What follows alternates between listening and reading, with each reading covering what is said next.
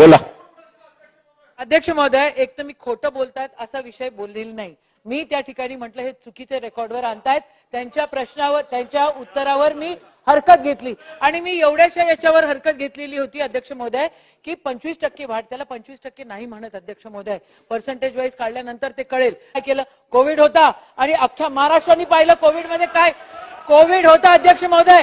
ती अंगणवाडी ताई जी शेवटच्या नारायणापर्यंत पोहोचली अध्यक्ष महोदय, त्या अंगणवाडी ताईचा हे अपमान करतायत, हे चुकीचे अध्यक्ष महोदय।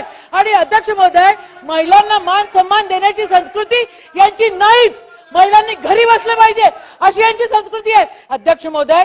विषय अंगणवाडी ताईचा आहे, अंगणवाडी ताई काय बोलताय अध्यक्ष महोदय, वैयक्तिक टीका इथं कोणी करत नाही। त्यांनी मला म्हटलं, मी फक्त एवढं म्हटलं की अंगणवाडी ताई आणि आशा ताई ही शेवटच्या नारायणापर्यंत पोहोचते, तिला 15,000 आणि 10,000 या हिशोबाने तुम्ही पैसे दिले पाहिजे। शेवटच्या नारायणापर्यंत पोहोचणारा या शासनाचा तो अंग आहे आणि त्याच्यासोबत जस्टिस ठीक आहे। आपण जी आमच्या सर्व अंगणवाडी कर्मचाऱ्यांच्या मागण्या तुम्ही सभागृहात मांडल्या, याबद्दल धन्यवाद ताई साहेब। चला वानखेडे साहेब।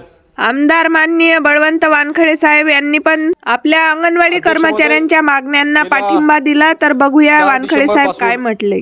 संपूर्ण महाराष्ट्रातील अंगणवाडी सेविका मदतनीस ह्या संपावर आहेत।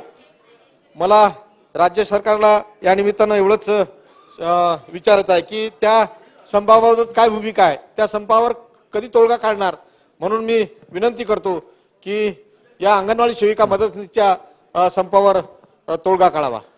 दिनांक 20 डिसेंबरला विधानसभा सभागृहात माननीय आमदार यशोमतीताई ठाकूर यांनी आपल्या मागण्या रेटून धरल्यात, तसेच माननीय आमदार वानखडे साहेब यांनी पण आपल्या प्रश्नांना पाठिंबा दिला, त्याबद्दल खरंच त्यांचे खूप खूप आभार। परंतु अजूनही आपल्या मागण्यांवर ठोस निर्णय झाला नाही आणि त्यामुळे संप आपला मागे नाही। त्यामुळे ताईंनो, आपण सर्वजणी अजूनही संपातच आहोत आणि संघटना सांगते तोपर्यंत संपातच राहूया, तोपर्यंत आपल्या एकजुटीचा विजय असो। असेच एकजुटीने राहूया, लढूया आणि जिंकूया। धन्यवाद।